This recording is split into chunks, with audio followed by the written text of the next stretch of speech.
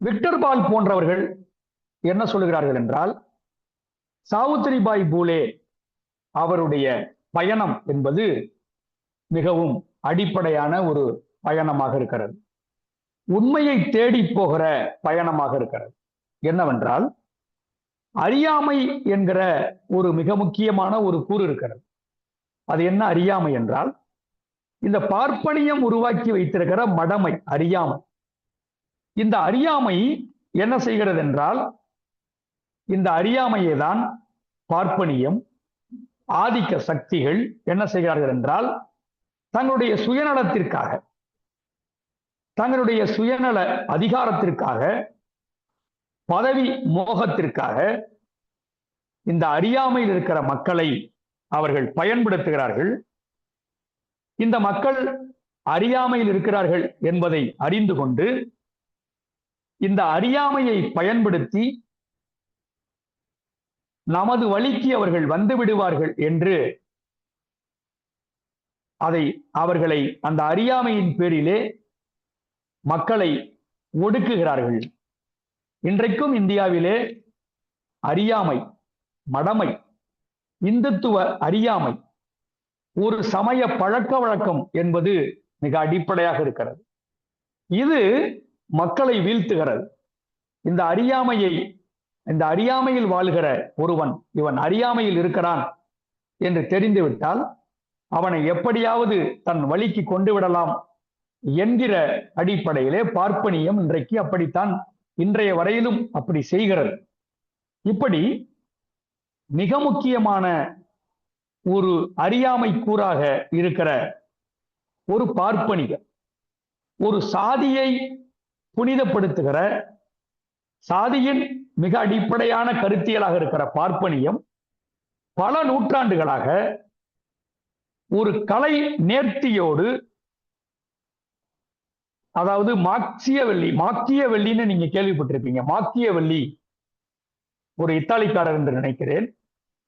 அவர் எப்படி ராஜதந்திரமாக ஒன்றை செய்தாரோ அதை போல பார்ப்பனியம் இன்றைக்கு சாவித்திரிபாய் பூலே காலத்திலும் இன்றைக்கும் கூட அது நம்முடைய நவீன இந்தியாவிலே தொடர்ந்து நீடித்துக் கொண்டிருக்கிறது. அது இந்த மக்களினுடைய அறியாமையில் மக்கள் இருக்கிறார்கள் என்கிற ஒன்றை வசதியாக பயன்படுத்தி இன்றைக்கு பார்ப்பனியம் நீடித்துக் கொண்டிருக்கிறது. இந்த பார்ப்பனியத்துக்கு எதிராகத்தான் சாவித்திரிபாய் பூலே, ஜோதிராவ் பூலே போன்றவர்கள் தொடர்ந்து போராடி வந்தார்கள். ஆனால் இப்படி போராடுகிற இந்த பார்ப்பனியத்தை, கல்வியை மறுத்த பார்ப்பனியத்தை, படிக்கக்கூடாது, கல்வி கற்கக்கூடாது என்று சொல்லுகிற இந்த பார்ப்பனியத்தை எதிர்த்து ஜோதிராவ் பூலே போன்றவர்கள் தொடங்கி இன்றைக்கு திராவிட மாடல் அரசாக இருக்கிற மு.க. ஸ்டாலின் அரசாங்கம் வரை தொடர்ந்து கல்வி கற்க வேண்டும் என்கிற ஒன்றை முன்னிறுத்துகிற இந்த காலத்திலும் பார்ப்பனியம் படிக்க விடாமல் தடுக்கிறது என்று சொன்னால், சாவித்திரிபாய் பூலே காலத்திலும் அது மிக ராஜதந்திரத்தோடு செயல்பட்டது. அப்படி செயல்பட்டு கொண்டிருக்கும் போது பொதுவாக சாவித்திரிபாய் பூலே, ஜோதிராவ் பூலே போன்றவர்களை, அவருடைய பணிகளை குறைத்து மதிப்பிடுவது என்கிற போக்குத்தான் தொடர்ந்து இருக்கிறது. இன்றைக்கு நாம் பேசுகிறோம், சுதந்திர போராட்டம் பற்றியெல்லாம் பேசுகிறோம். பிரிட்டிஷ் காலத்திலேயே போராடிய சுதந்திர போராட்டம் பற்றிய வரலாறு, பிரிட்டிஷ் கால இந்தியா குறித்தெல்லாம் நாம் பேசுகிறோம், விவாதிக்கிறோம் என்றால் அந்த நூல்கள் எல்லாம் பிரிட்டிஷ் காலத்திலே போராடிய சுதந்திர போராட்டம் பற்றிய நூல்கள் எல்லாம் என்ன பேசுகிறது? இப்ப நம்மள ஏகாதிபத்தியத்தினுடைய கைகூலி என்கிறார்கள். ஜோதிராவ் பூலே தொடங்கி இன்றைக்கு இருக்கிற திராவிட இயக்கம் எல்லாம் ஏகாதிபத்தியத்தினுடைய தாசர்கள் என்று சொல்லுகிறார்கள். ஆனால் உண்மையிலுமேயே மெய்யாலுமேயே சுதந்திர போராட்டம் என்பது என்ன? இன்றைக்கு இந்த பிரிட்டிஷ் கால இந்தியா குறித்து எழுதப்பட்ட நூல்கள் என்ன சொல்லுகிறது என்றால், பிரிட்டிஷ் கால இந்தியா பற்றி எழுதப்பட்ட நூல்கள் எல்லாமே, பிரதிகள் எல்லாமே ஒரு பார்ப்பனிய உலக பார்வையைத்தான் அது பேசுகிறது. அப்படித்தான் அது தொடர்ந்து உரையாடுகிறது. இப்படி ஒரு முழுக்க முழுக்க ஒரு சாதிய விடுதலைக்கு எதிராக, பார்ப்பனியத்துக்கு எதிராக போராடுகிறவர்களை மதிக்காமல், அவர்களின் குரல்களை சீர்தூக்கி பார்க்காமல், ஒரு மேட்டுக்குடி பண்போடுதான் இந்த சுதந்திர போராட்ட வரலாறு குறித்து பிரிட்டிஷாரை எதிர்த்தவர்கள் குறித்த வரலாற்றை எழுதும் போது ஒரு மேட்டுக்குடி பண்போடு, ஒரு பார்ப்பனியத்தை ஏற்றுக்கொண்ட பண்போடுதான் அவர்களெல்லாம் இதை எழுதியிருக்கிறார்கள்.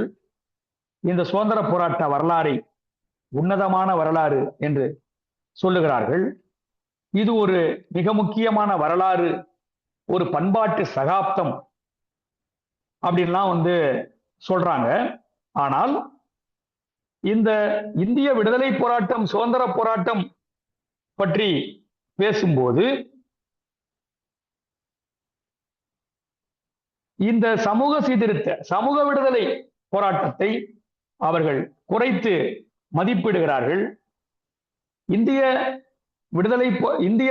இந்தியாவை ஒடுக்கிய பிரிட்டிஷ்காரர்களை, எல்லா பிரச்சனைக்கும் பிரிட்டிஷ்காரர்கள் தான்,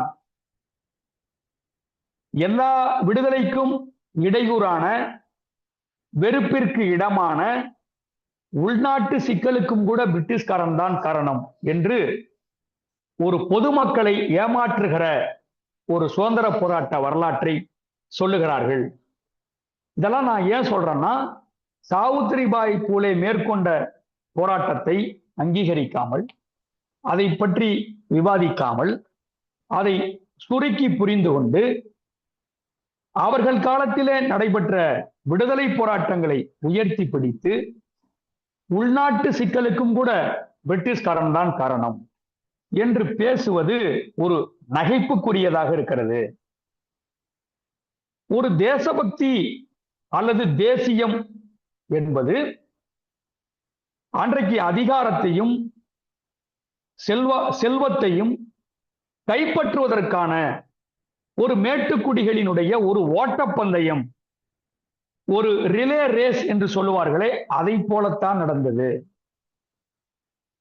ஏனென்றால் இப்படி அந்த போராட்டம், அந்த ஏகாதிபத்திய போராட்டம் ஒரு பக்கம் நடந்தாலும், சாவித்திரிபாய் பூலே போன்றவர்கள் போராடிய, அவர்கள் செய்த பணிகள், அவருடைய போராட்டங்களை எல்லாம் ஒரு போராட்டமாக கருதாததற்கு காரணம் இந்த பார்ப்பனிய கண்ணோட்டம். பிரிட்டிஷாருக்கு எதிராக போராடியதுதான் ஒரு போராட்டம் என்று அதைத்தான் அங்கீகரிக்கிற போக்கு இருப்பதை நாம் ஆய்வு செய்தால்தான் நாம் இந்த போராட்டங்களை நாம் புரிந்து கொள்ள முடியும். ஏனென்றால் ஏகாதிபத்திய எதிர்ப்பை கடந்து மனிதகுல வரலாறு முழுவதிலும் பல வகையான சாதி எதிர்ப்பு, பார்ப்பனிய எதிர்ப்பு போராட்டங்கள் நடைபெற்றிருக்கிறது. இதிலே மிக தீவிரமாக சாவித்திரிபாய் பூலே போன்றவர்கள் பல வகையான போராட்டங்களை நடத்தியிருக்கிறார்கள்.